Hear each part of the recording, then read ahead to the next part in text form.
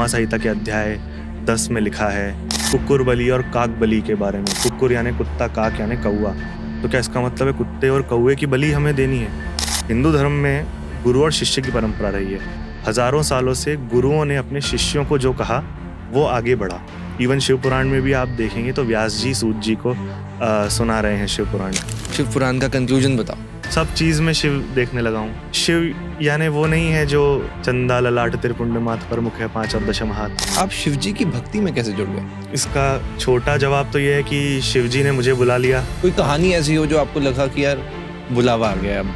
मैं जिस घर में पैदा हुआ हूँ वो घर नहीं, एक मंदिर है। वहाँ हवन होता है 30 साल से, अखंड अग्नि स्थापित है वहाँ, कभी आग बुझती नहीं उस हवन में। शिव जी को गुस्सा आता है तो क्या होता है? संहार करते हैं, विनाश होता है, त्रिनेत्र खुलते हैं। क्या होता है जब त्रिनेत्र खुले? तीसरा आंख खुला था तो उन्होंने कामदेव को भस्म कर दिया था। आपको पता है जब पार्वती माता से शादी करने गए थे पूरी भूतों की बारात लेकर, तो उनकी माता बहुत डर गई थी पार्वती माता की, और कि मैं तो नहीं जाने दूंगी मेरी बेटी को ऐसे। और उन्होंने जान करके शिव जी ने वो स्वरूप धारण किया, अपना भस्म रमाया हुआ, और बिल्कुल वैसा जो खूबसूरत ना लगे। इसका कोई रीज़न नहीं है कि शिव जी ने भांग पी थी, और मैंने तो नहीं पढ़ा कहीं शिव जी ने भांग पी थी। जो फिर से मैं कहूँगा जो सर्वनाश, सृष्टि का सर्वनाश कर सकता है वैसा जहर वो गले में लेकर बैठे हैं। उनको क्या दिमाग घुमाने के लिए भांग चाहिए? जो सबसे बड़े योगी हैं जिन्होंने योग से सृष्टि बना दी, उस शिव की, महेश्वर की, उन्हीं की ही शक्ति है जो पार्वती माता के रूप में भी आई है। उमा जो पार्वती माता के रूप में आई हैं, जो सती के रूप में आई हैं, और फिर पार्वती माता ने दुर्गा जी का भी अवतार लिया। वो शिव है जिसे आप समझ नहीं सकते। धर्म भी है दम तोड़ रहा कलयुग अब अंत की ओर बढ़ा, हर प्राणी को कमजोर बनाकर आदमी आदम खोर बना। तुम वीरभद्र बनकर आना, काली संग भैरव को लाना, सबसे अद्भुत निर्माण तेरा उस पर भी अग्नि बरसाना। सबसे अद्भुत निर्माण यानी मनुष्य।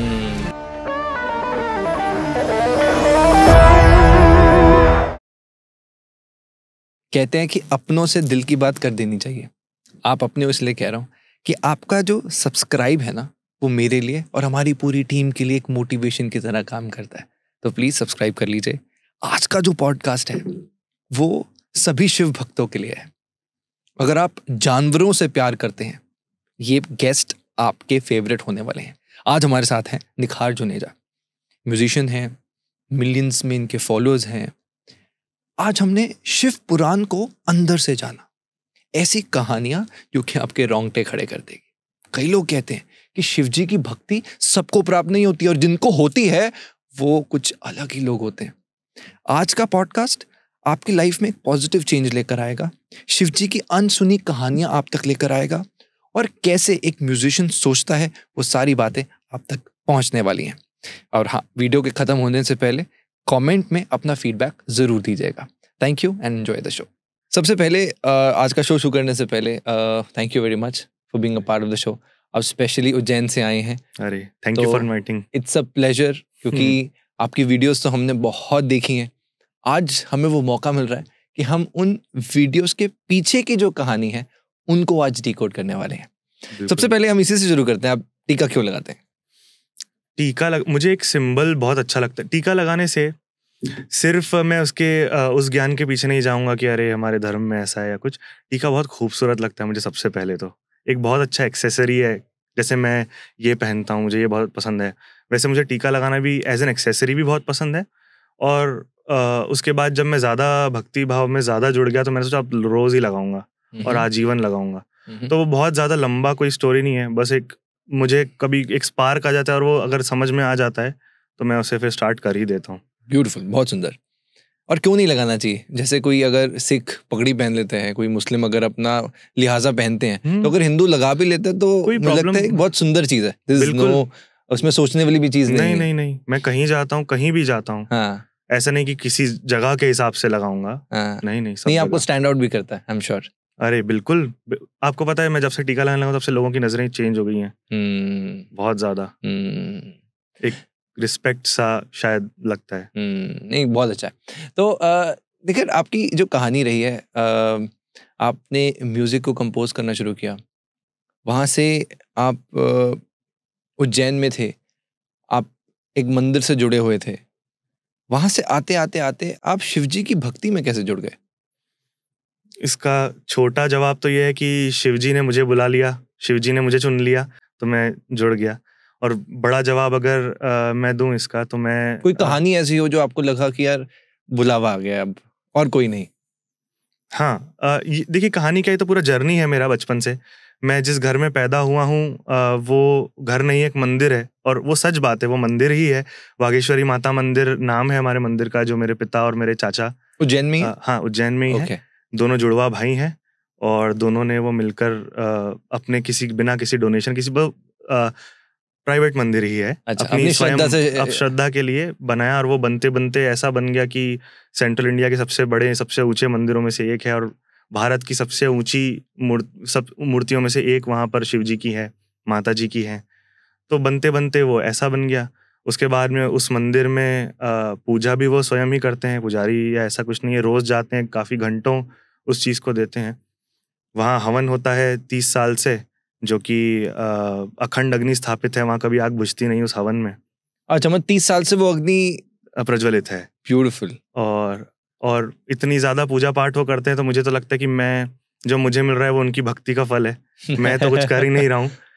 तो हवन होता था, मैं खेलता था। मैं बचपन में बटुक पंडितों के साथ खेलता था। बटुक पंडित यानी जो बच्चे पंडिताई सीखने आते हैं, तो वहाँ पर निशुल्क फ्री में सिखाया जाता था। हजारों पंडित बच्चे पढ़ के गए मंदिर से, बिना किसी, वो रहते थे, उनका खाना पीना रहना सब फ्री होता था।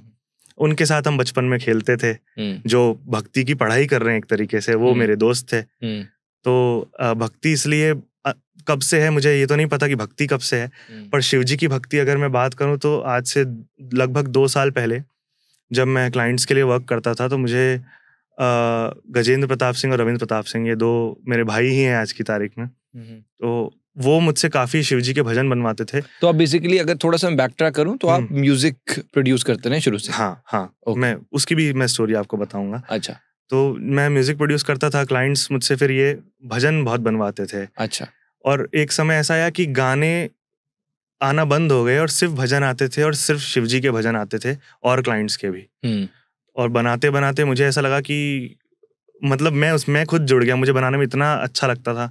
आदमी अगर 4 घंटे काम कर सकता है, तो मैं 10 घंटे भी बनाते रह सकता था। वहां से फिर, क्योंकि म्यूजिशियन था, तो अपने आप अंदर से बनाने की इच्छा जागी, और फिर मैं लिखने बैठता हूँ तो वही दिमाग में आता है। मैं कुछ और टॉपिक पे लिखने में इंटरेस्ट भी नहीं आता। और फिर वो चीज रियल लाइफ में भी आ गई। भक्ति के गाने बना रहा हूँ, तो वो असल में भी भक्ति जाग गई अंदर से। जो मतलब ऐसे भक्ति थी, लेकिन मुझे शिवजी से ही बहुत ज्यादा प्रेम है। वो चीज जो एक फाइनल हो जाता है ना, कि यही है जो अब रहने वाले हैं, मतलब जिनसे मैं हमेशा जुड़ा रहा हूँ। अगर आपसे पूछूं कि आपके लिए शिवजी कौन है, तो क्या जवाब? सब कुछ ही है। मैं खुद शिव हूँ, मेरे अंदर हैं। मैं कुछ भी करता हूँ उनसे पूछ के, या उनको बताकर करता हूँ। कुछ भी करता हूँ, यहाँ आया भी हूँ तो जो मेरे घर के अंदर जो छोटा मंदिर है, जो मेरे घर के अंदर है, वहाँ मत्था टेक के उनसे कह के आया हूँ कि सब अच्छा करें। और कुछ भी, मैं तो किसी भी चीज़ में बहाना ढूंढ लेता हूँ उनको शुक्रिया करने का। जैसे आजकल वो चलता है ना 11-11 वाला टाइम, अगर 11-11 आप देख लेते हो, तो एंजल्स हैव चोजन यू, तो मैं उससे शिवजी से वो करता हूँ कि अरे भगवान बहुत बहुत धन्यवाद। बस मैंने ये सोचा कि अब मुझे कुछ भी ऐसा होगा तो मैं उनसे धन्यवाद करता हूँ, मांगने के बजाय मैं उनसे धन्यवाद करता हूँ। तो जब से धन्यवाद कर रहे हैं, तब से काम पूरे होने शुरू हुए? अरे बहुत ज्यादा पहले ही होते थे। मैं तो बोल रहा हूँ ना कि बहुत उन्होंने इतनी केयरफुली प्लांट किया है मुझे उज्जैन शहर में एक ऐसे परिवार में, जो प्राइवेट मंदिर अपना खुद का होना बहुत ज्यादा रेयर चीज है। आप उंगली पे शायद गिन पाओगे किसी के इतने बड़े प्राइवेट मंदिर हो, सिर्फ खुद की भक्ति के लिए। मतलब वहाँ मेरा जन्म हुआ है।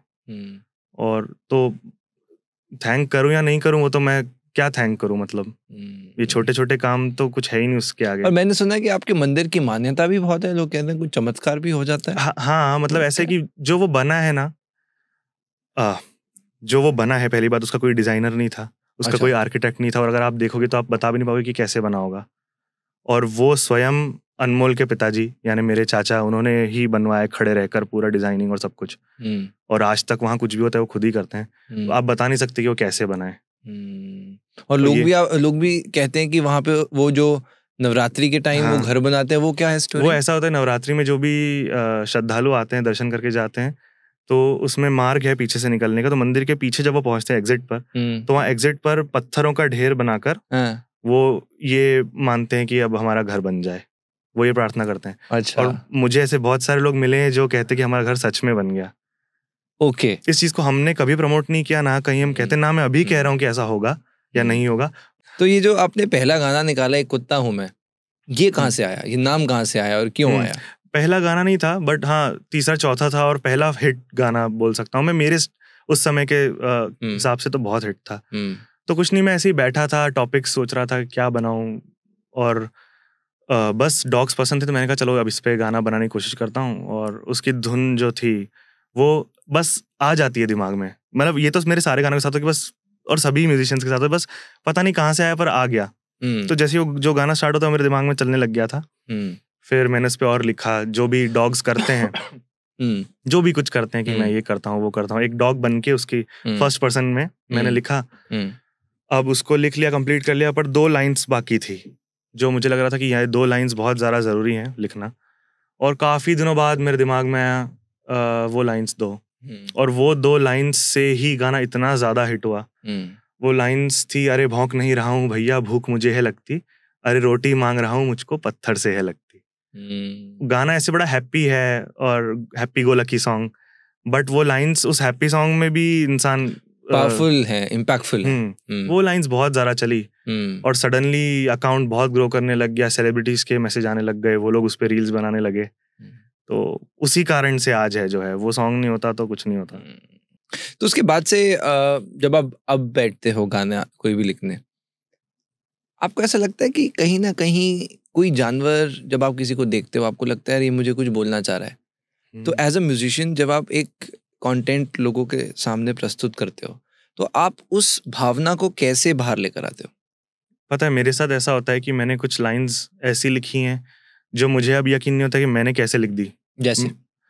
जैसे मैं सब बार बार बोलता हूँ कि ये लाइंस जो थी, मूषक पे विराजे गणेश हो या शंकर के प्यारे नंदी हो, भैरव के संग में श्वान हो या फिर देवदत्त पर कल्की हो, खूंखार शेर है मैया का, कृष्णा है दीवाना गैया का, ईश्वर ने ही तो सिखाया है, हर जीव में वही समाया है। जहर दिया मूषक को भी नंदी को तुमने काट दिया, सहमा बैठा है श्वान यहाँ और देवदत्त को मार दिया, गैया को देख के कृष्णा भी अब फूट फूट कर रोने लगा, मैया के शेर को पीड़ा दे तू सर्वनाश की ओर बढ़ा। ये एक गो में मैंने लिख दिया था।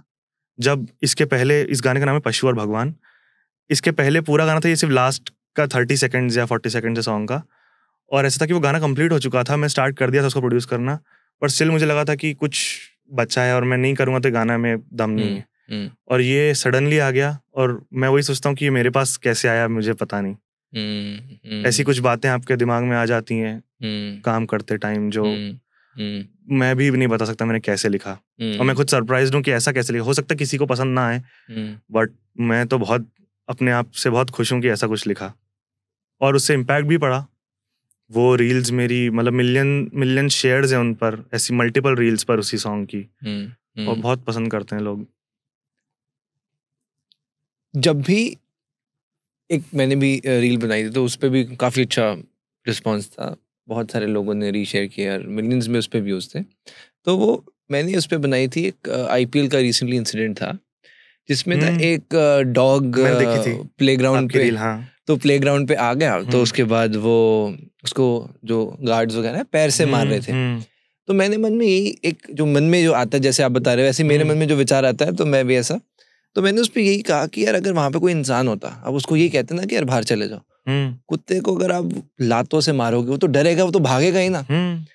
तो मैंने यही बात उसमें जो कनेक्ट किया कि हम भगवान शिव को भी कहते हैं पशुपतिनाथ, पशुओं के जो मालिक हैं, तो वो सब मानो कि भगवान का एक रूप है जिसको ये पीड़ा दी जा रही है।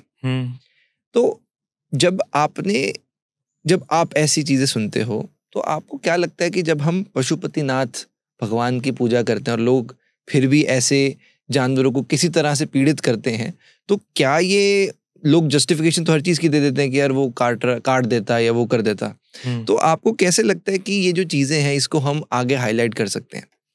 देखिए, शुरू अगर हम करें इस बात से, उस डॉग वाली बात से, तो उसके साथ साथ में ये भी वीडियोस थे कि देखो अगर फॉरेन कंट्रीज में होता है तो वो लोग कैसे ट्रीट करते हैं, बहुत प्यार से बुलाते हैं, डॉग आ जाता है और वो उठा के उसको ले जाते हैं, इवन प्लेयर्स भी जो करते हैं। बट इंडिया में वो जगह जगह दौड़ रहा था, सब उसको मारने की कोशिश कर रहे थे। अब फॉरेन कंट्रीज में डॉग्स पर पहली बात ऐसी क्रुएल्टी नहीं होती सड़क पर, वो डॉग बचपन से ही यहाँ पर बहुत सहता है, और ऑब्वियसली वो इंसानों को देख के वहाँ किसी तरह आ गया होगा खाने की तलाश में, किसी भी तरह वो डर रहा था तो इसलिए इधर उधर दौड़ रहा था, इसलिए उसे कंट्रोल करना मुश्किल था। बट मुझे लगता है कोई अगर उसे प्यार से बुलाता तो वहाँ कोई इंसान तो ऐसा होता, अगर मेरे जैसा होता तो, कि वो कोई भी डॉग को आप बुलाओगे तो वो आ जाता है, मैं किसी डॉग को बुलाता हूँ वो आ जाता है, तो वहाँ कोई ऐसे बहुत सारे लोग होते हैं, तो वो उसे कंट्रोल कर सकता था, उसे मारने की भगाने की ऐसी जरूरत नहीं थी, और शांति से सब हो सकता था। अब बात करें अगर शिवजी की और पशुपतिनाथ की, तो आप सोचिए कि हम ये मानेंगे कि हमारे अंदर भगवान है, पर हम ये नहीं मानेंगे कि दूसरे पशु में या किसी में भगवान है। तो ऐसा क्यों? मतलब अगर हम में चेतना है, उनके अंदर भी है, तो ऐसा हो नहीं सकता ना कि लाखों स्पीशीज में सिर्फ भगवान ने एक चुन ली कि यार तुम्हारे अंदर मैं रहूंगा और किसी में मैं नहीं रहूंगा, तुम इनको मारो और तुम इनको कितना भी परेशान करो, पर मेरे पास आके मुझसे माफी मांग लेना और मैं सब सही कर दूंगा। मतलब अगर आप भक्ति में भी लॉजिक ढूंढोगे तो आपको समझ आएगा कि मैं क्या कर रहा हूँ। अगर आप सोचो, कुछ लोग जैसे मैं तो बहुत बार बोलता हूँ कि केदारनाथ मंदिर जाते हैं और खच्चरों पर बैठकर जाते हैं, और पिछले साल हमने देखा था कि कितने खच्चरों को बहुत तो मुझे समझ नहीं। और चलो कोई बेचारा वो है कि नहीं चल सकता या कुछ, और स्टिल अगर वो कोई व्यक्ति चल नहीं सकता और वो स्टिल अपने लाइफ में डिसाइड करता है कि मुझे ट्रैक करके जाना है, जो कि नहीं होना चाहिए, वो अगर बैठकर जाए तो खच्चर में इतनी ताकत होती है कि वो ले जाए, इसीलिए उसे वो काम असाइन हुआ है।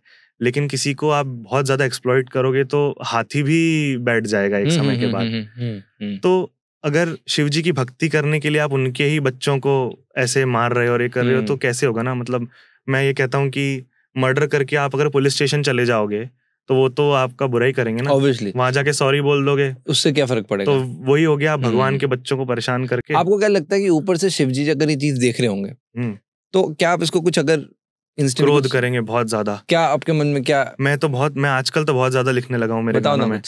जैसे मैंने अभी पहले लिखा था कि अब धर्म भी है दम तोड़ रहा, कलयुग अब अंत की ओर बढ़ा, हर प्राणी को कमजोर बनाकर आदमी आदम खोर बना, तुम वीर भद्र बनकर आना, काली संग भैरव को लाना, सबसे अद्भुत निर्माण तेरा उस पर भी अग्नि बरसाना। सबसे अद्भुत निर्माण यानी ईश्वर का सबसे अद्भुत निर्माण है हम मनुष्य। तो तुम वीर भद्र बन के आना और इन सब की बैंड बजाना जो आदमी ने धर्म तोड़कर ऐसा पशुओं के साथ किया है।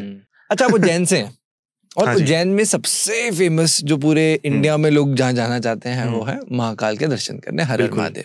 तो मैं उस मंदिर की मान्यता और उसके पीछे की कहानी जानना चाहता हूँ। हाँ, देखिए, महाकाल मंदिर की शुरुआत में अगर आपको बताऊं तो कुछ दिनों पहले ही मैंने शिव पुराण में पढ़ा कि वहां पर वेदप्रिय नाम से एक ब्राह्मण रहते थे जो बहुत अच्छा भक्ति करते थे, पूजा करते थे, पार्थिव शिवलिंग बनाकर उसकी पूजा अर्चना अभिषेक करते थे। बहुत अच्छे व्यक्ति थे। उनके 4 पुत्र हुए, वेदप्रिय के 4 पुत्र हुए, और वेदप्रिय जब चले गए तो उसके बाद में एक दिन एक दूषण नाम का राक्षस था। अच्छा, दूषण नाम का राक्षस था जिसने कोई पर्वत पे बहुत तपस्या करके ब्रह्मा जी से ये वर पा लिया कि अब उसका कोई कुछ नहीं बिगाड़ सकता। ब्रह्मा जी ने काफी बार ये वर ऐसे दिए हैं वरदान। तो दूषण जो है अवंतिका नगरी उज्जैनी में आया और वहां के सारे लोग बहुत डर गए, बहुत सारे राक्षसों को लेकर आया था। तो उसने कहा कि चलो अब सबको मार दो। तो सब भागने लगे, लेकिन वो जो वेदप्रिय के 4 पुत्र थे वो बैठे रहे उस पार्थिव शिवलिंग के आगे, वो प्रार्थना करते रहे और उन्हें यकीन था कि शिवजी हमें बचा लेंगे। और जैसे ही वो राक्षस उसके पास आने लगे, उस शिवलिंग में गड्ढा हो गया। उस जगह पर जहाँ शिवलिंग था एक गड्ढा हो गया, वहां से महादेव प्रकट हो गए। और एक हुंकार मात्र से, मतलब ऐसे करके उन्होंने सारे जो वो दूषण को उन्होंने खत्म कर दिया। और उसके बाद प्रसन्न होकर उन्होंने उन 4 वेदप्रिय पुत्रों से पूछा कि अब आप वर मांगिए, आपको क्या चाहिए। तो सभी ने उनसे ये प्रार्थना की कि अब आप यहाँ पर स्थापित हो जाइए ताकि हम आपको रोज देख सकें, हम आपकी पूजा कर सकें। तो वो फिर शिवलिंग के रूप में स्थापित हुए जो महाकाल मंदिर में शिवलिंग है। ये उसकी कहानी थी। इसलिए वो वहां रहते हैं, और जो ज्योतिर्लिंग है वहां स्वयं महादेव ही स्थापित हुए। सबका अपना अपना कहानी है। तो वो आप अगर ज्योतिर्लिंग जा रहे हो तो आप महादेव को ही देख रहे हो। उन्हीं के रूप में, वो शिवलिंग के रूप में खुद ही स्थापित हुए हैं वहां पर। वहां मंदिर की भी बहुत मान्यताएं होंगी। हाँ, बहुत सारी हैं। अब देखिए, ऐसे अगर हम छोटी छोटी मान्यता सब अपना अपना मानते हैं, बहुत सारी भस्म आरती है, और ऐसे आजकल तो वैसे ज्यादा पास जाने नहीं देते, पर अभिषेक करना वहां पर कोई कहता है कि जैसे भस्म आरती। आपका कोई पर्सनल एक्सपीरियंस रहा हो कि यार उस दिन कुछ अलग फील हुआ हो जब आप देखिए, जब से मैं थोड़ा सा ज्यादा वो हुआ हूँ, समझदार हुआ हूँ या समझ में चीजें आने लगी, तब से उस मंदिर में बहुत सारे चेंजेस हुए हैं। अब भगवान के दर्शन दूर से कर पाते हैं, बहुत ज़रा भीड़ होती है, तो आजकल तो मैं ब्रिज से निकलता हूँ तो शिखर दर्शन कर लेता हूँ मंदिर के। पर बचपन में मेरे साथ भी और उज्जैन के कई लड़कों के साथ या बच्चों के साथ में जो बड़े हो गए हैं, वो कहते हैं कि हम तो प्रांगण में खेलते थे।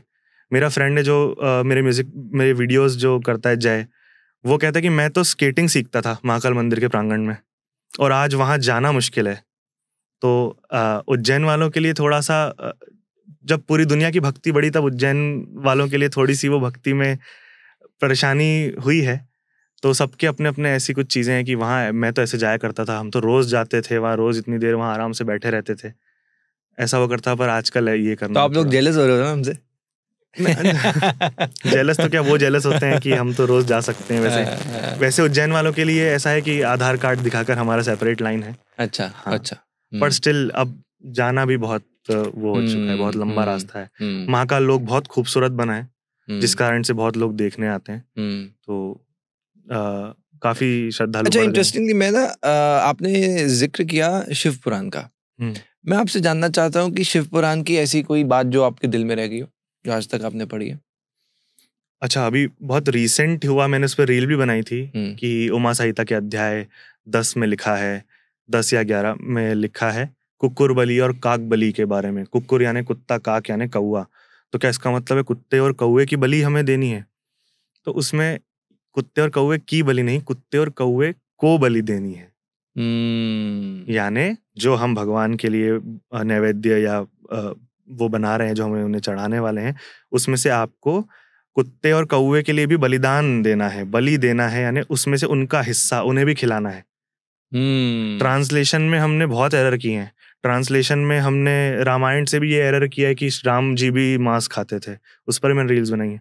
तो वैसे शिव पुराण में ये चीज़ थी जो मैंने सोचा कि ये लोगों को ज़्यादा से ज़्यादा बतानी होगी, और उसमें जीव भक्षण या पशुओं को परेशान करना, जो उन पर ज़बरदस्ती अधिक भार लाद कर उनसे बलपूर्वक काम करवाते हैं, वो नरक में जाएंगे, और ऐसी चीज़ें भी उसमें मैंने पढ़ी जो मुझे बहुत इंटरेस्टिंग लगी।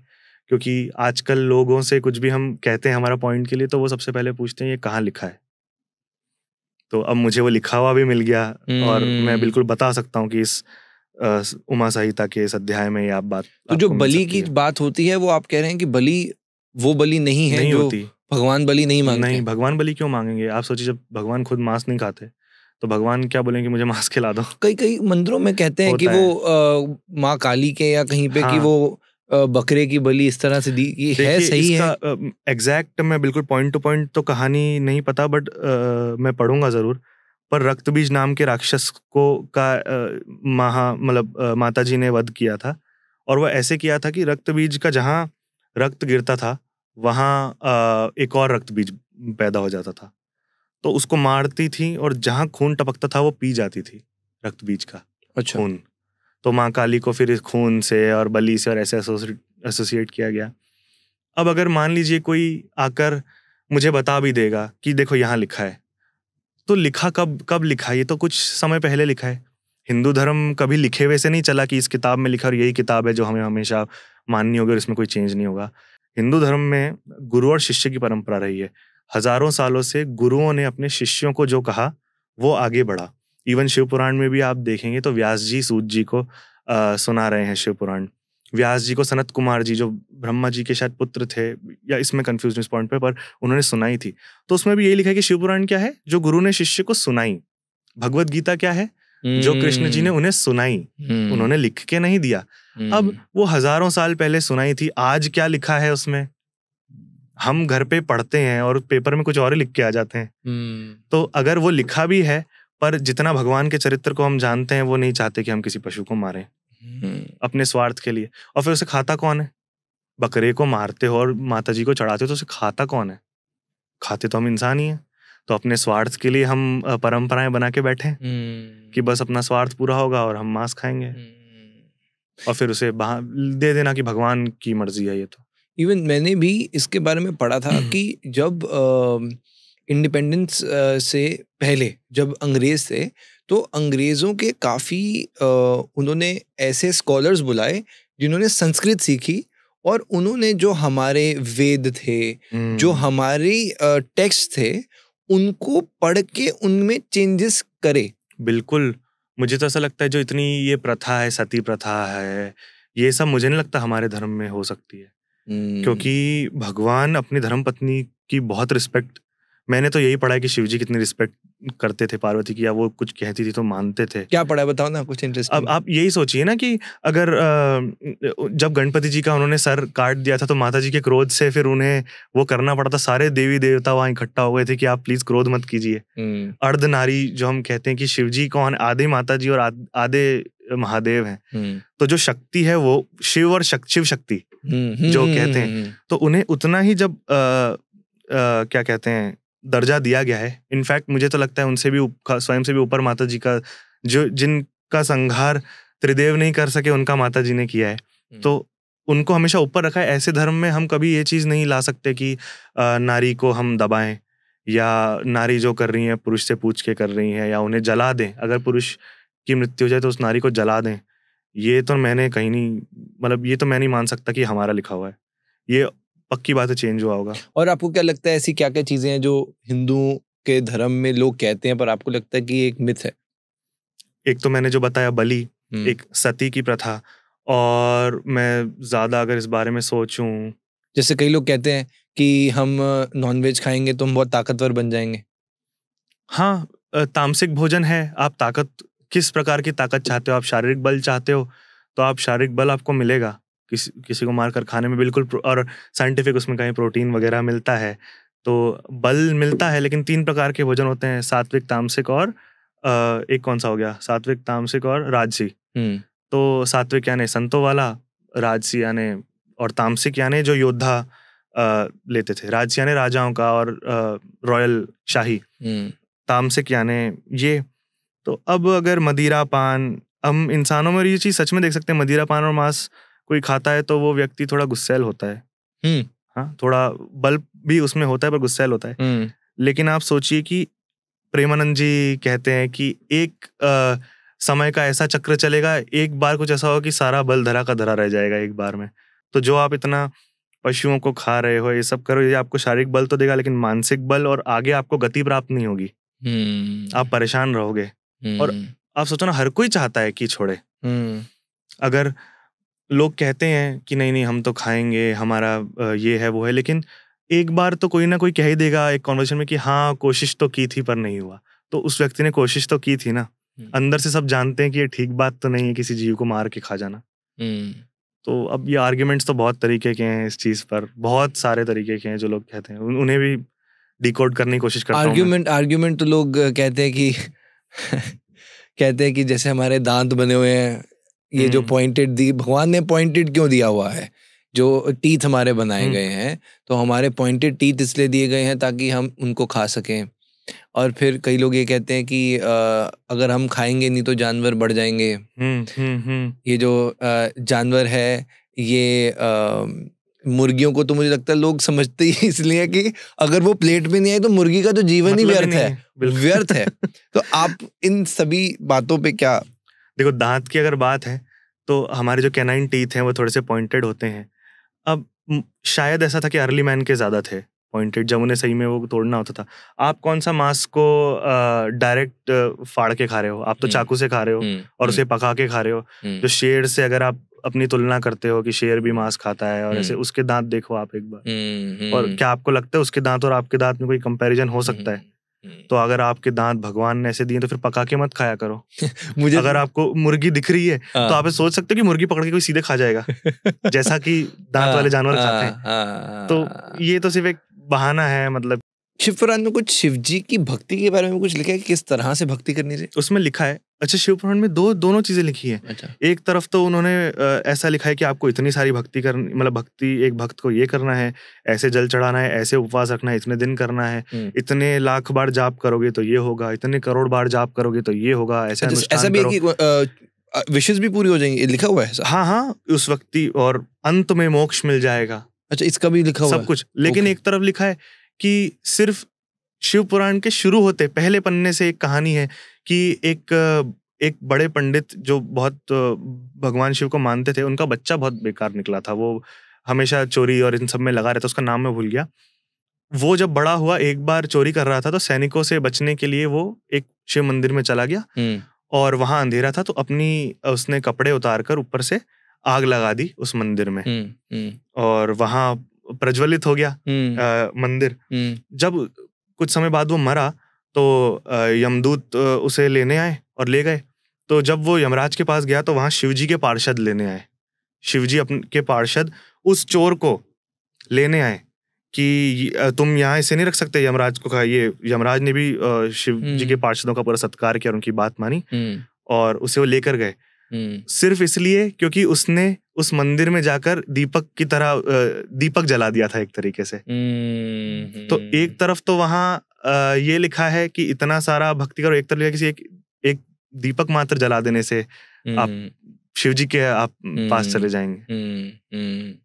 एक होती है आप बहुत ज्यादा भक्ति करें भगवान की, और एक होता है कि आपको सिर्फ ज्ञान है। ये दोनों चीजें बराबर हैं। अगर आपको ज्ञान है तो आपकी भक्ति भी उतनी ही है, आपको जरूरत नहीं सब करने की, सिर्फ ज्ञान काफी है। तो उसमें दोनों चीजें बहुत। कोई उसमें शिव जी का मंत्र भी था कोई ऐसा? उसमें ओम नमः शिवाय और इन सब नमः शिवाय इन सब के बारे में बताया, पंचाक्षर मंत्र कहते हैं इसे। क्या मतलब होता है इसका? क्या मतलब होता? ओम देखिए, ओम 5 उससे बनाए स्वर से, अ उ म और नाद कहते हैं, तो इन 5 से बना है ओम। इसमें सब कुछ समाया है। आप सोचिए कि ओम कोई भी पशु भी बोल सकता है। आप अगर डॉग को भी देखें तो डॉग भी ऐसे करता है, शेर भी ऐसे करता है, क्योंकि इसमें जबान की जरूरत नहीं है। ओम सोचिए आप ध्यान देना, डॉग भी ऐसे करेगा, करता है, मेरा डॉग भी करता है, सारे करते हैं, खुश होते हैं ओम। तो ये ही ओम में सब समाया है, कोई भी बोल सकता है। ये उसमें है त्र्यंबकम यजामहे सुगंधिम पुष्टिवर्धनम उर्वारुकमिव वंदना मृत्यु और मोक्षे मामलतात। ये जो महामृत्युंजय मंत्र है, मृत्यु पर विजय हो जाती है। ये इसके पीछे ही कहानी उसमें बताई थी कि शुक्राचार्य ने ये मंत्र बनाया था। कुछ हुआ था, मैं थोड़ा स्लिप हो रहा है, बट शिवजी ने खा लिया था उन्हें, शिवजी के, तो उन्होंने इस मंत्र का जाप किया था, ओम त्र्यंबकम, अंदर शुक्राचार्य ने, और फिर वो बाहर आए थे उनके लिंग के स्थान से, शिवजी के लिंग के स्थान से। शिवजी ने खा लिया था शुक्राचार्य को? अच्छा। और फिर वो शिवजी के लिंग के स्थान से बाहर आए थे, इसलिए शुक्राचार्य जो हैं वो शिवजी के बेटे हैं। उन्होंने तब से उन्हें अपना पुत्र माना, क्योंकि वो लिंग के स्थान से आए हैं, तो तुम अब मेरे बेटे हो, पुत्र के रूप में जाने जाओगे। अब ये चीजें मतलब बहुत बहुत अच्छा लगता है अभी सुनने में भी अभी ऐसा लग रहा है कि यार ये बातें मतलब पहले क्यों नहीं पता थी। हाँ? अभी तक पता क्यों नहीं हुई हमें। तो शिव पुराण से आप कह रहे हैं काफी स्टोरीज हैं, वो कुछ ऐसा थोड़ी कि आप कोई मंत्र पढ़े जो आपको समझ नहीं आ रहा। स्टोरीज हैं। इसके अलावा भी आपने कुछ और पढ़ा? आप जैसे बता रहे हो रामायण भी आपने लाए। और नहीं, मैं वही तो अभी शुरुआत हो गया है। शुरुआत हो गया, अब मैं वाल्मीकि रामायण पढ़ूंगा। अच्छा, तो अगर मैं आपको बोलूं कि मुझे शिव पुराण का कंक्लूजन बताओ तो क्या होगा? अभी तक अभी कंक्लूड हुई नहीं है। अच्छा, कंक्लूड नहीं हुई, तो जितनी हुई है उसका आपको अभी तक मन में क्या भावना आई पढ़ने के बाद? और आपने क्या सीखा? और जुड़ा मैं शिव जी से, मैं उन चीजों में शिव देखने लगा हूँ, हर चीज में, इसमें भी शिव देखने लगा हूँ, सब चीज में शिव देखने लगा हूँ, क्योंकि उसमें बताया कि कैसे सब शुरू हुआ है। शिव यानी वो नहीं है जो जिनकी जटाएं हैं, चंदा ललाट त्रिपुंड माथ पर मुख है 5 और दशम हाथ। ये मेरे गाना 10 दिन बाद रिलीज होने वाला है, उसके मैं लिरिक्स आपको बता रहा हूँ। शिव सिर्फ वो नहीं है जो दिखते हैं, शिव एक शक्ति थी, जब कुछ नहीं था जो था वो शिव है। हम नहीं दिमाग में ला सकते कि वो क्या है, पर जब उन्होंने निराकार से साकार होना चाहा, जब वो कुछ नहीं थे से कुछ बनना चाहा, तब फिर त्रिदेव आए थे एक एक करके। उसकी भी बहुत है कि पहले कौन आया कौन बाद में आया, पर वो आए, और वो ही उस शिव की, महेश्वर की, उन्हीं की ही शक्ति है जो पार्वती माता के रूप में भी आई है, उमा, जो पार्वती माता के रूप में आई हैं, जो सती के रूप में आई हैं, और फिर पार्वती माता ने दुर्गा जी का भी अवतार लिया। वो शिव है जिसे आप समझ नहीं सकते, जिसे आप देखते हैं वो शिव, उसमें ऐसा लिखा है कि वो भी शिव है, पर जो स्टार्टिंग पॉइंट है वो है। विष्णु भी शिव है, ब्रह्मा भी शिव है, और महादेव भी शिव है। और फिर मतलब इतना आप सोचिए कि उसमें इतनी ऐसी बातें लिखी हैं कि शिव विष्णु भी है, विष्णु शिव है और शिव विष्णु है, इन दोनों में जो भेद करेगा मतलब वो अच्छा नहीं होगा। मतलब उसके साथ मतलब ऐसा कि मुझ में और विष्णु में भेद करना, यानी कि ये उसका सर्वनाश है, उसका जो मुझ में और विष्णु में भेद करे, जो शिव में और विष्णु में भेद करे। तो कोई कहता है कि विष्णु जी ज्यादा पावरफुल हैं, नहीं, हम एक हैं, हम दोनों एक हैं, उसमें ये कहते हैं। तो बहुत सारे पर्सपेक्टिव खुले मेरे उन्हें लेके। शिव जी का ना एक स्वरूप जो है उसके बारे में अगर थोड़ी हम चर्चा करें कि जब शिव जी को गुस्सा आता है तो क्या होता है? संहार करते हैं, विनाश होता है, त्रिनेत्र खुलते हैं। क्या होता है जब त्रिनेत्र खुलते हैं? तीसरी आंख शिव जी ने खोली, और अब कहते हैं कि उसमें से या तो ऐसी रेज निकलती है, जैसे त्रिनेत्र जब तीसरा आंख खुला था तो उन्होंने कामदेव को भस्म कर दिया था। कामदेव यानी जो इंग्लिश में जो क्यूपिड है, उनके देवता, प्रेम के देवता, उन्हें भस्म कर दिया था। तो शिव जी की वो भस्माग्नि कहते हैं शायद, वो निकलती है उसमें से। और जब उनके त्रिनेत्र खुले, यानी वो उनके सबसे ज्यादा गुस्से वाले फॉर्म में है। और you don't want Shiv ji to मतलब कि वो गुस्सा करें, क्योंकि उसके बाद वो सब कुछ सर्वनाश करते हैं। उनका कार्य ही सर्वनाश करना है। जैसे ब्रह्मा जी का सृष्टि की रचना करना, विष्णु जी का संचालन करना, वैसे शिव जी का डिस्ट्रक्शन।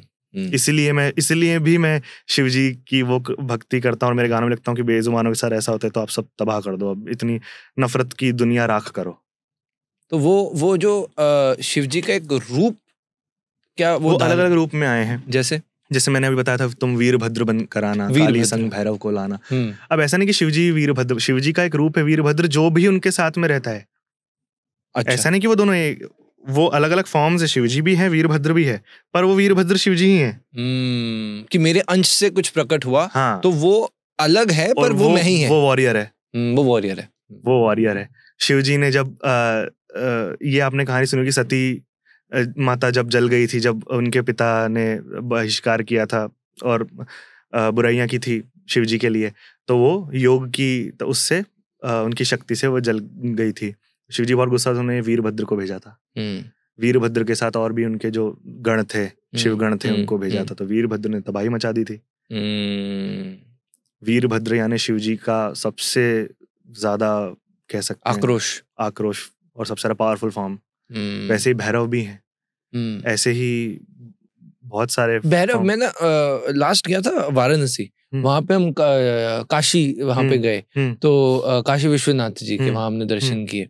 तो वहां हमें जब हमने वहां दर्शन किए शिव जी के, बहुत ही आनंद, एनर्जी तो फील, वहां अंदर आते ही एनर्जी फील हो जाती है। तो वहां हमने बोला कि आपकी यात्रा यहाँ मंदिर में आना सफल नहीं होगा जब तक आप भैरव बाबा के पास ना जाओ। तो ये क्यों बोला गया? ये देखिए, इसका रीजन तो मुझे भी नहीं पता। मैं जरूर अब इस बारे में पढ़ूंगा। पर ऐसा ही वैष्णो देवी में भी होता है कि वहाँ भैरव मंदिर में जाकर ही माता के दर्शन करने के बाद वहीं वो सफल होता है। इवन उज्जैन में महाकाल के लिए बोलते हैं, उज्जैन में भी भैरव मंदिर है, काल भैरव मंदिर। और मैं आपको एक बात बताऊं, काल भैरव मंदिर में उन्हें चढ़ती है मदिरा। और आप देख सकते हो वो कुछ अंदर की बात नहीं है, वीडियोस में भी देख सकते हो। प्याले में मदिरा डालते हैं और मुख के पास यहाँ लगाते हैं और वो पी जाते हैं और नहीं पता कहाँ जा रही है। और आजकल तो इतना ज्यादा है, कहीं तो जाती, कहीं तो मिलती। अगर हजारों लीटर हो चुकी होगी, लाखों लीटर पी चुके होंगे इतने सालों से। हम भी जाते थे संडे को। तो ये भी एक चीज है वहाँ, काल भैरव मंदिर भी काफी। तो कहते हैं वहां पे बाहर ऐसे मदिरा मिल रही होती है अंदर चढ़ाने के लिए। मिलती है ना, आपको देसी लेना है, विदेशी लेना है, आप सब ले सकते हैं। पर भगवान मदिरा का पान कर रहे हैं, ये थोड़ा सा समझने का ही फेयर होगा। बिल्कुल क्या उसका अब इसमें ये चीज है कि शिवजी भी देखो काल भैरव मदिरा पीते हैं। जैसे माता जी का रक्त मैंने बताया तो सब मांस खाने लग गए। उसमें ये है कि आप अपनी बुरी आदत को उन्हें त्यागो। आप मदिरा की आपकी आदत है तो आप उन्हें त्याग दो। जो हलाहल विष पी सकता है, जिससे जो ये सब क्या है LSD, मैरिजुआना, ये सब कुछ भी नहीं है जो हलाहल उनने पिया था, जो समुद्र मंथन के समय निकला था। वो अगर नहीं शिवजी पीते तो सब चीज का सर्वनाश हो जाता। तो जब सबके लिए शिवजी ने अमृत छोड़ दिया और विष उनका ले लिया सबके लिए, तो वैसे ही आप उस व्यक्ति को जो हलाहल तक ले सकता है, तो वो आपके ये छोटे मोटे नशे तो बिल्कुल ले ही सकता है। तो आप अपनी बुरी आदतें उन्हें दान कर दो, उन्हें समर्पित कर दो। अब आप ये आपकी हैं, वो बाप ऐसा नहीं कि आप भी चालू कर दो। हाँ, वही लोग ऐसा सोचते हैं लोग इजीली। भांग शिव पुराण में मैंने कहीं नहीं पढ़ा भांग के बारे में। मैं अभी जाकर जो अगली रील शूट करने वाला हूँ वो यही है कि शिव जी का भक्त हूँ, भांग पीकर मस्त हूँ। तो फिर शिवजी ने जहर पिया था, वो पीकर अस्त कब हो रहे हो? ये उसकी एग्जैक्ट स्क्रिप्ट मैंने लिखी है और ये मैं बोलूंगा। तो इसका कोई रीजन नहीं है कि शिवजी ने भांग पी थी, और मैंने तो नहीं पढ़ा कहीं शिवजी ने भांग पी थी। जो फिर से मैं कहूंगा, जो सृष्टि का सर्वनाश कर सकता है वैसा जहर वो गले में लेकर बैठे हैं। उनको क्या दिमाग घुमाने के लिए भांग चाहिए? जो सबसे बड़े योगी हैं, जिन्होंने योग से सृष्टि बना दी, योग से इतना कुछ प्रकट कर दिया, उससे क्या अपने, पहली बात तो उनके ब्रेन की बात हम कर नहीं सकते, ब्रेन है, शक्ति है, जो भी है, तो क्या उन्हें ये सब चीजें चाहिए कि उनकी रगों में नशा हो? या उनकी रगें हैं भी, वो तो उनका तो एक निराकार रूप भी है जो कुछ भी नहीं है। तो ये सब तो इंसान की चीजें हैं, उसे हम जोड़ देते हैं कि भांग भी पीते हैं शिवजी, और बहुत तरह की बकवास। अब वो आएगा ना महाशिवरात्रि आएगी, और मैंने देखा बच्चे भी अरे भांग, अरे शिवजी का है, पी लिया भांग। और गाने भी हैं, भोले भांग खाओगे या दम लगाओगे। हाँ। और ऐसे 50 जिसमें भोले बाबा ऐसे दिखाते हैं कि भांग पी रहे हैं और मस्त होके झूम रहे हैं, गिर पड़ रहे हैं और पार्वती माता रोक रही है। ये कोई तरीका है? और फिर बोलते हो कि हमारे धर्म की बदनामी हो रही है 4 जगह। तुम खुद ही तो जोर जोर से स्पीकर पे सावन के महीने में ही महाशिवरात्रि पे वही भजन बजाने वाले हो। तो कैसे होगा? पहले इसलिए मैं किसी और की बात नहीं करता, मैं सबसे पहले अपने स्वयं के धर्म की बात करता हूँ, और उसमें मैं निकालता हूँ कि आप ये कर रहे हो। कोई बोलेगा कि तुम फलाने धर्म के बारे में, उसमें भी तो ऐसा होता है, वो क्यों नहीं बोलते? मैं वो भी बोलता हूँ, लेकिन मैं ज्यादा पहले अब मेरा घर साफ करूँ ना, उसके बाद गली में जाऊंगा। नहीं, बिल्कुल, मैं भी इसी चीज में खुद भी विश्वास रखता हूँ कि पहले तो अपनी मलिनता खत्म हो जाए, फिर हम दूसरे के घर पहुंचे। हाँ। हमारे अंदर कौन सा बहुत शुद्धि है, हमारे में इतनी कमी है कि हम बोले कि भाई वो गलत है। और एट द एंड मेरे को जो समझ आता है, अगर आप समझते हैं कि हमारे भगवान इस सृष्टि के रचता हैं, तो ऐसा कोई व्यक्ति नहीं है, वो किसी मजहब का हो, कि वो हमारे भगवान के अंश से ना आया हो। अगर आप ये सोच रहे हो तो आप सोच रहे हो भगवान ने धर्म बना दिए कि चलो तुम्हें ये इसको फॉलो कर लो, उसको फॉलो कर लो। बट अगर मुझे ऐसा लगता है कि हमारे अंदर किसी के प्रति नफरत आ रही है कि यार वो इस वजह से आ रही है, किसी कोई दूसरा धर्म है, तो हम इंसान, ये तो हमारा धर्म नहीं सिखाएगा।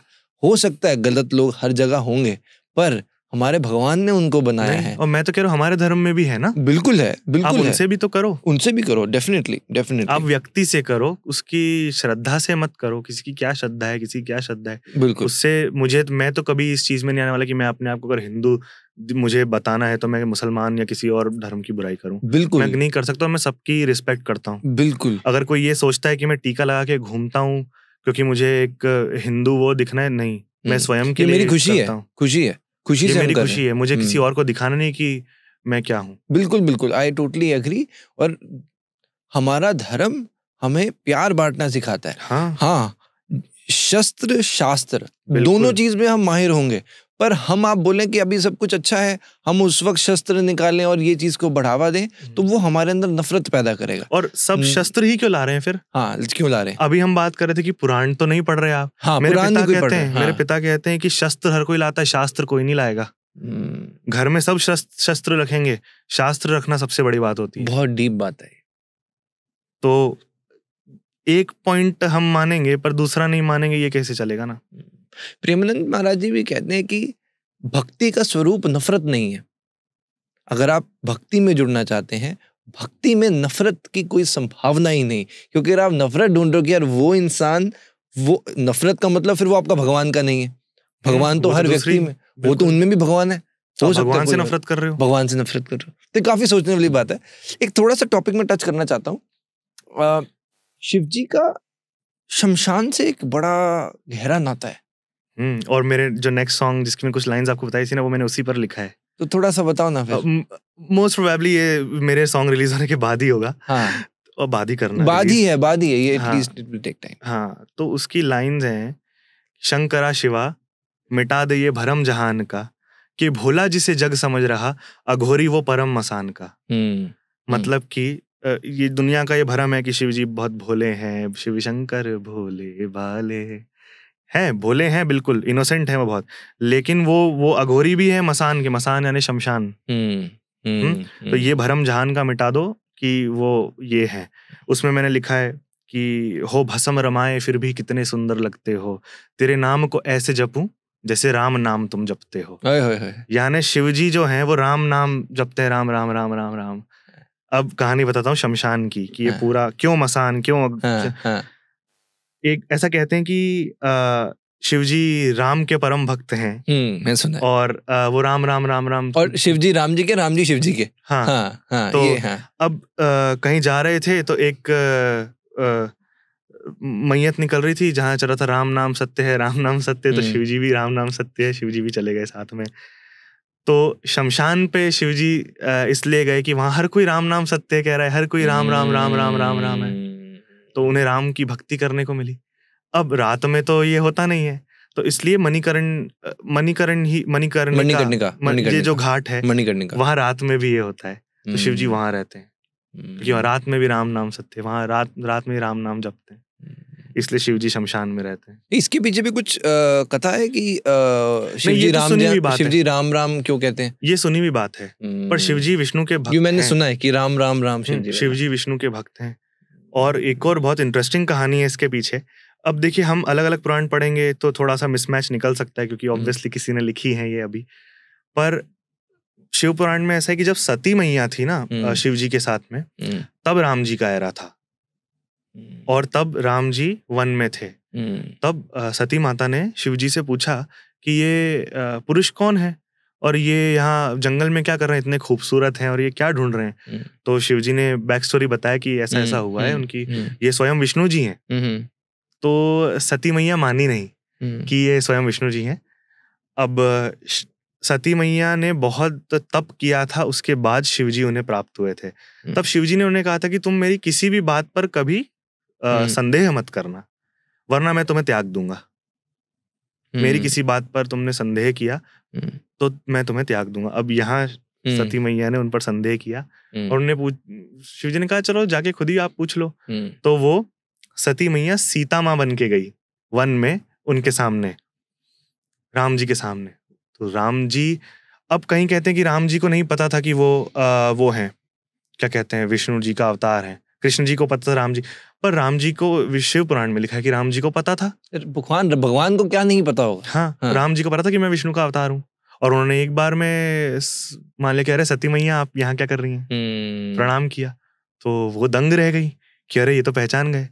और उन्हें वहां से फिर कंफर्म हुआ, उन्होंने बातचीत उनकी फिर कंफर्म हुआ। तो फिर जब शिवजी के पास आई तो शिवजी ने उन्हें त्याग दिया था, सती मैया को, ऐसा उसमें लिखा है। और उसके बाद में फिर ये दक्ष वाली पूरी कथा हुई और फिर भी वो उनसे पूछ कर गई। अब त्याग दिया का क्या मतलब है, ये तो इसमें उस तरीके से बिल्कुल नहीं लिखा कि त्याग दिया मतलब क्या। वो रहती वही थी, उनकी पूजा अर्चना माता भी करती थी, उनकी सेवा करती थी। भगवान को समझना आसान नहीं है, भगवान को नहीं समझ सकते। मैंने कहीं सुना था, किसने बोला कि राघव हम पढ़ तो लेते हैं पर भगवान को समझने के लिए तप भी करना पड़ता है। अब जैसे जितने लोग सोच रहे होंगे, हर किसी के मन में अलग अलग थॉट्स आ रही होंगी। हाँ, कि एक तरफ कह रहे हैं कि आप प्यार जल चढ़ाओ, एक तरफ कह रहे हो कि बस पढ़ लो, ये करो वो करो। तो ना बस मेरे अंदर ना, जो अंदर से मेरे को फील होता है, ये ना तपस्या इंसान की है। भगवान शायद किसी चीजों से ना खुश हो, आपकी तप से जरूर खुश होंगे। जब हम ये तप करेंगे तब भगवान का नाम लेना, अच्छे कर्म करना, अपने आप चीजें खुलती रहेंगी। जो चीजें आज समझ नहीं आ रही, यार ये वो क्या बात थी, अपने आप दरवाजे खुलेंगे। फिर आज वो सोचेंगे यार ऐसा था तो फिर ऐसा क्यों नहीं। अभी मन में सबके आ रहा होगा यार ये हुआ फिर ऐसे क्यों नहीं हुआ, प्यार था तो त्यागा क्यों, त्याग है। हाँ, जवाबों का आपको इसमें अध्ययन करना पड़ेगा। आप सोचिए, भगवान ने वो स्वयं भगवान है, पर उन्होंने अपने आप को एक आम पुरुष, आम मनुष्य जैसे ही रखा। उन पर कोई विपत्ति आई तो उन्होंने टाली नहीं। आप सोचिए कि सबसे ज्यादा दुनिया की सबसे बड़ी विपत्तियां तो ईश्वर ने ली हैं। हम पर क्या विपत्ति आएगी कि मैं फेल हो गया हूँ, काम नहीं चल रहा, पैसे नहीं आ रहे, सक्सेस लव लाइफ सही नहीं चल रहा मेरा। अरे उस व्यक्ति की वाइफ अपने मायके में जाके जल गई, इससे ज्यादा दुख क्या इससे ज्यादा दुख क्या होगा किसी पर? या किसी एक राम जी की धर्म पत्नी को एक राक्षस उठा के ले गया, इससे बड़े कोई दुख के पहाड़ है? बचपन में ही जाना पड़ गया। पहले वहां क्या बोलते हैं, गुरुकुल, उसके बाद में फिर जब राज्याभिषेक होना था, सारी खुशियां आनी थी, उसके बाद में वनवास में चले गए। तो भगवान से बड़ी विपत्ति किस पर आई है? तो भगवान, अब विपत्ति को भगवान टाल भी सकते थे, लेकिन मनुष्य को सिखाना था ना, तभी तो वो उन्होंने हमारी सारी विपत्ति लेकर। अरे भगवान कृष्ण को देखो ना, अपने ही कितने जो पहले के जन्म हुए वो जाते रहे, अपनी माँ से बचपन से ही बिछड़ गए। हाँ। जब वो आपने वो देखा है वो जो हाँ, बिल्कुल जेल में हुए, उसके बाद अपनी ही माँ से बिछड़ गए और उसके बाद राक्षस आई जा रहे हैं। तो भगवान ने स्वयं कितना लिया, तो अपने हमारे मामा का वध करना पड़ा, मामा का वध करना पड़ा। तो जो कष्ट भगवान ने लिए हैं, तो हमारे तो क्या ही कष्ट। अब हम क्या सवाल पूछें कि ऐसा क्यों किया? अरे जो लीडर होता है ना, सबसे ज्यादा परेशानी वही झेलता है। सच है। अच्छा, नागा साधु के बारे में आपने कुछ सुना? नहीं, मतलब हाँ, उज्जैन में रहकर मैं सुना है, पर मैं उन पर 100% ज्ञान नहीं दे सकता, क्योंकि मैं उन्हें ज्यादा स्टडी नहीं करता हूँ। वो थोड़ा सा डिफिकल्ट टू टच टॉपिक है। नागा साधु ऐसा कहते हैं, अघोरी वही जो शिवजी, आपको पता है शिवजी को हम इतना खूबसूरत और ऐसे देखते हैं। नागा साधु को आपने कोई फोटो देखी है? शिवजी वैसे हैं, भस्म रमाए, नंगे।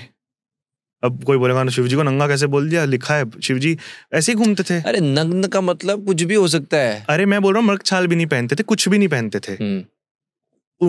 उनको किसी चीज से, वही तो सब कुछ त्याग के बैठे हैं वो। मृग छाल भी पहन लेते होंगे, सांप है गले में डाल लिया। तो नागा साधु वैसे ही बिल्कुल उनके उस स्वरूप की तरह काम करते हैं। अघोरी जो रहते हैं, कुछ भी खा लिया, सब कुछ जो है सब उनका है। मांस है तो वो भी उनका है, वो भी खा लिया। इंसान का है वो भी खा लिया, इंसान का मल है वो भी खा लिया।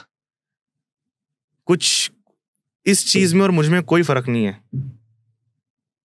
इस चीज में और मुझ में कोई फर्क नहीं है। ये नागा साधु ऐसे होते हैं, कोई किसी चीज से कोई अंतर नहीं। इंसान की भस्म में लगा ली, शिवजी भी लगाते हैं। तो बहुत वो हैं।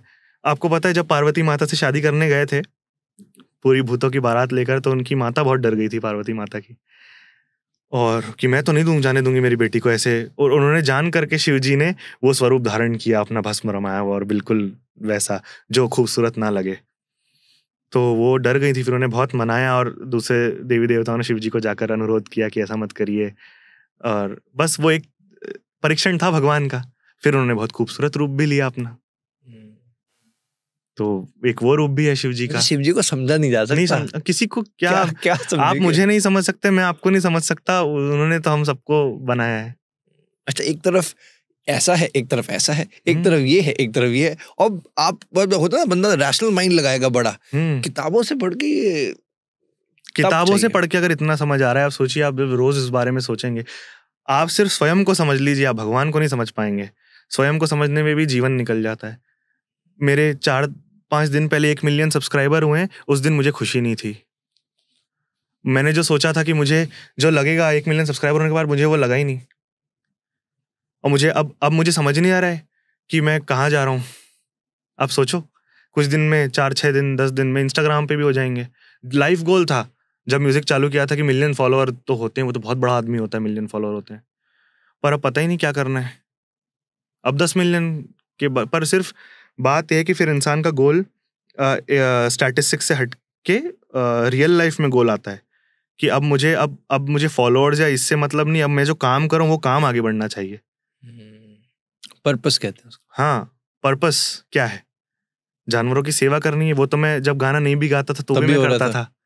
बस अब ऐसा हो रहा है कि एक व्यक्ति के एक गाना गा देने से लाखों जीव खाना खा रहे हैं।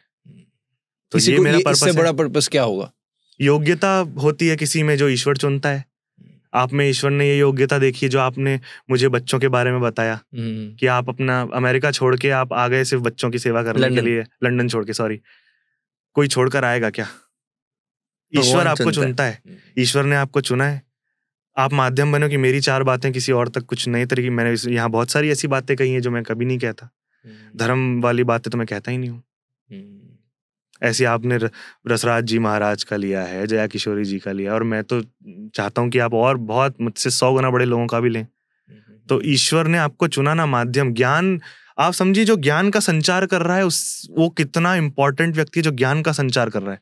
आप बहुत इंपॉर्टेंट हो, मतलब ये मैं आपको बता ये रहा हूँ। आपका बड़प्पन है, ये तो मेरा सौभाग्य है कि आप जैसे आपने जो कि आपकी जर्नी बड़ी इंस्पायरिंग रही, और जिस तरह से आपने बताई है, तो आपका विनम्रता है जो आप कह रहे हैं। क्योंकि ये बात ना मैंने भी रिलेट की जब आपने बोला नंबर्स की, तो ना मेरे क्या होता है ना, काफी देर से आप काम कर रहे हो बट रिजल्ट नहीं आता।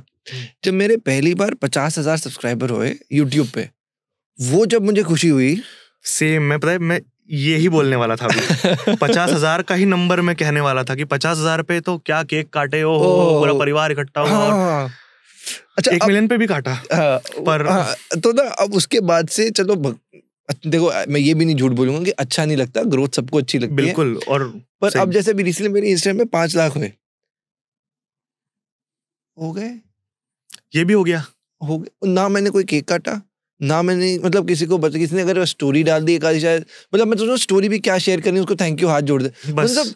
बट जो वो 50,000 थे, तब ना ऐसा वीडियो बना रहा हूँ, फिर मैं मंदिर भी गया, मैंने शिव जी के वो लड्डू चढ़ाए, एनजीओ में बच्चों को डिस्ट्रीब्यूट किया, मैं बच्चों देखो 50,000 हो गए हमारे।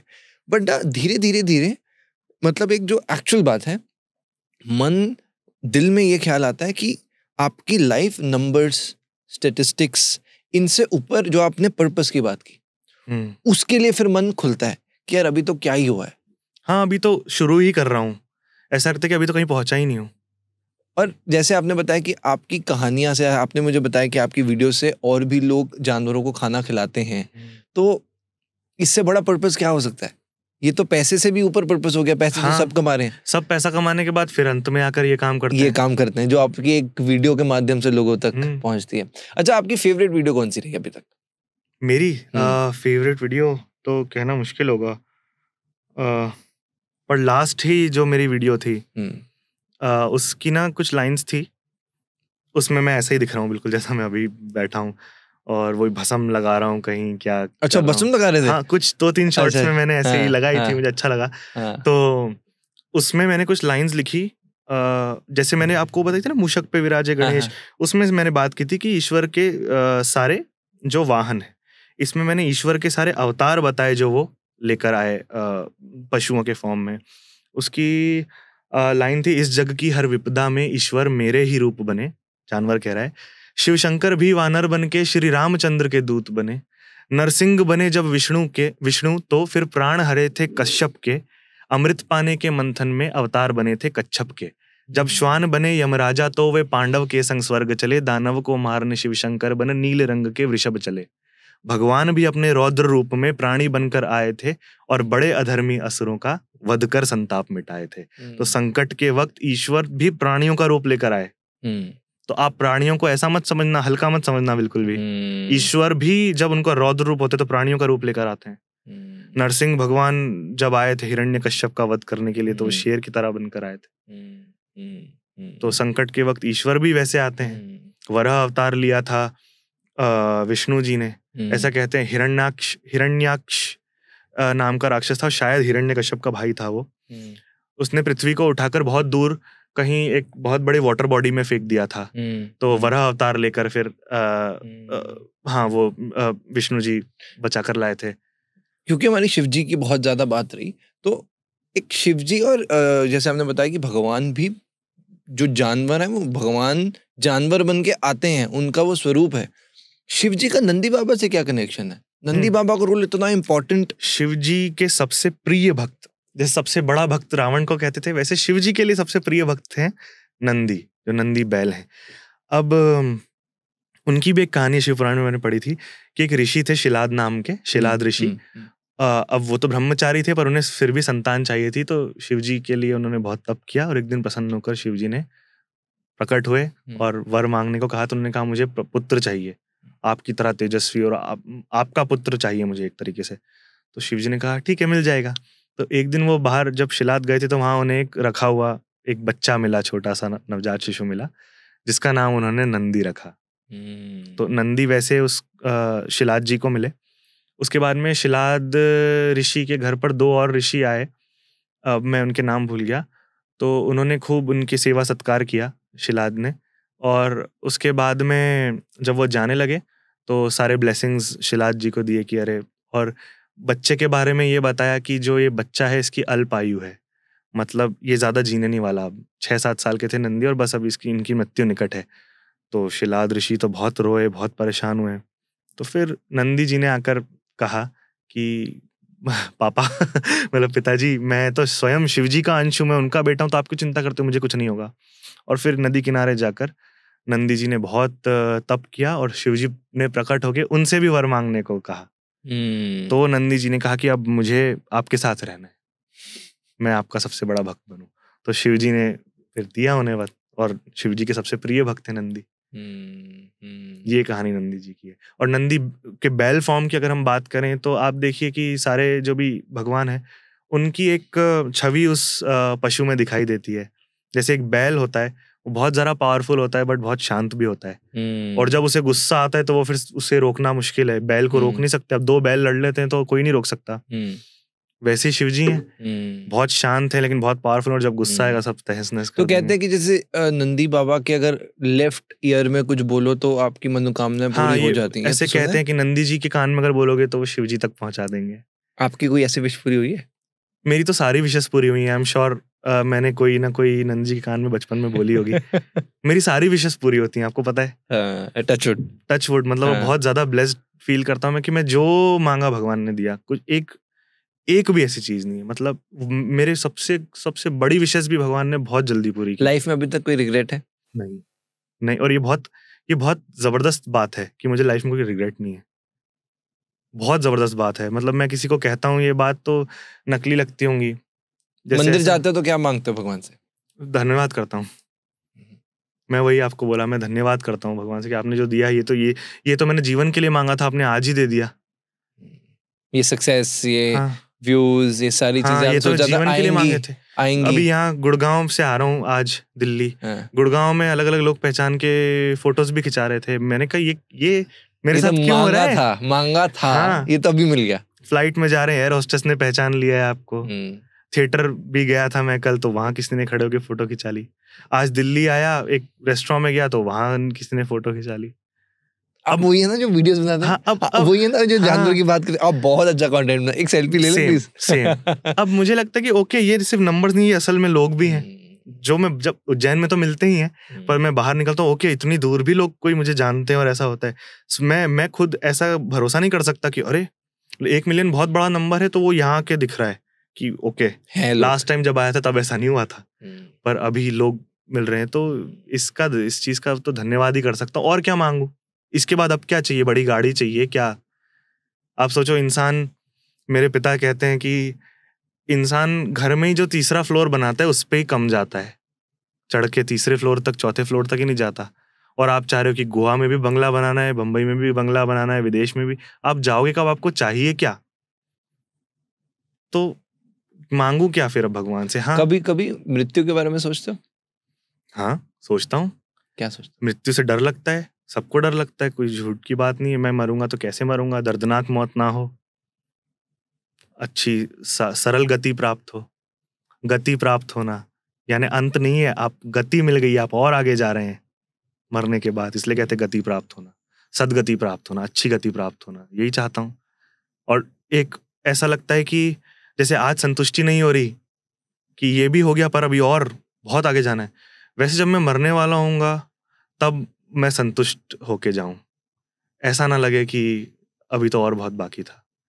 मैं 40-50 की उम्र तक भी आ गया और मुझे अगर फिर भी ये रहा ना, ये जज्बा कि अभी तो बाकी है और मुझे संतुष्ट होकर मरना है, मुझे असंतुष्टि में नहीं मरना।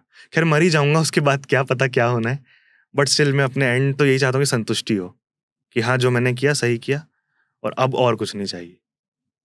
मन में जब परेशान होते हो, एकदम स्ट्रेस फील होता है, उस वक्त क्या करते हो? उस वक्त मैं शांत होके बैठ जाता हूँ,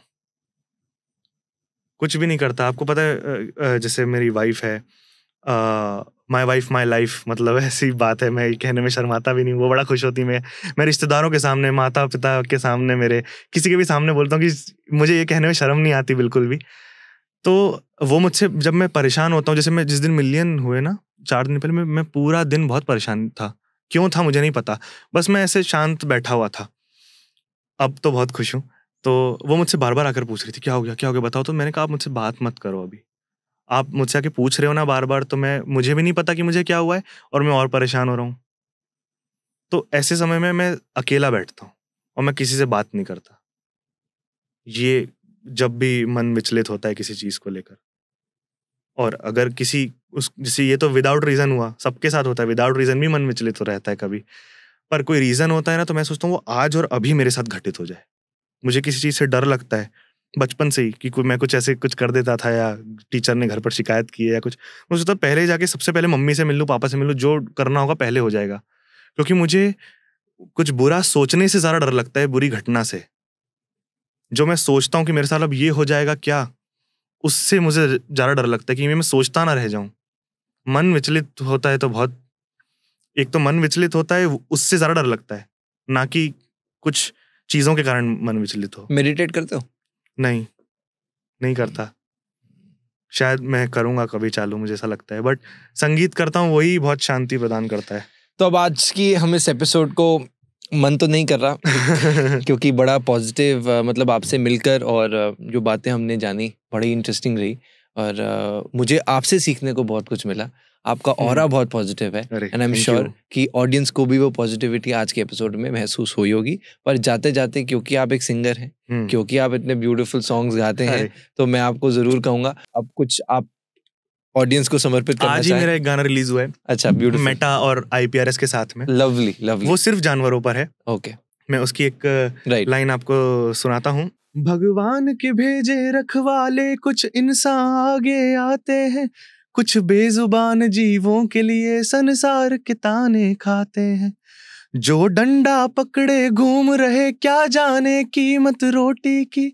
मैं मांगता बस थोड़ा ही हूँ, मेरी भूख बड़ी ही छोटी सी। ओ मेरे जीवन का निखार हो तुम, मेरी खोई हुई जुबान हो तुम, इंसान के रूप में सेवा करने जन्म लिए भगवान हो तुम। मैं नाच नाच कर रोता हूँ, आंखें भी नम हो जाती हैं, कई दिनों से भूखे बच्चों को एक रोटी जब मिल जाती है। सब मिलकर कर दें थोड़ा थोड़ा दान, तो भूखा नहीं रहेगा बेजुबान। बस एक रोटी देकर कर दो एहसान, तो भूखा नहीं रहेगा बेजुबान। तो ये आज रिलीज हुआ है, इसका नाम है भूखा नहीं रहेगा बेजुबान। मैं चाहता हूँ कि ये गाना सुन के ज्यादा वापस से रील्स बने और ज्यादा से ज्यादा बेजुबान खाना खाएं, सब मिलके आगे आएं। Beautiful. Thank you so much Nikhil ji. Thank you so much. हर हर महादेव। हर हर महादेव।